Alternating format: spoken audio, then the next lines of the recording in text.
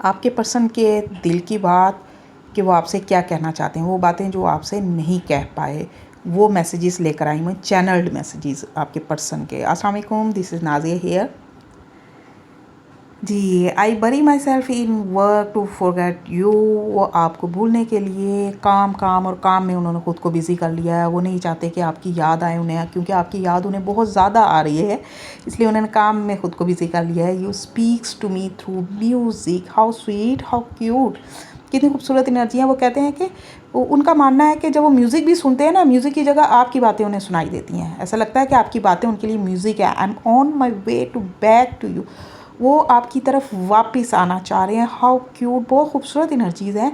आज तो अभी वो आपको बहुत ज़्यादा मिस कर रहे हैं, वो आपके पास वापस आना चाहते हैं, वो डिसाइड कर चुके हैं आपके पास वापस आना। आई hide behind the material things, और वो मटीरियल चीज़ों के पीछे छुपते रहे हैं, भागते रहे हैं, बिला वजह आपसे दूर जाते रहे हैं। तो इस पॉजिटिव एनर्जी को क्लेम ज़रूर कीजिएगा। वीडियो पसंद आई है तो लाइक कर दें। Don't forget to follow me.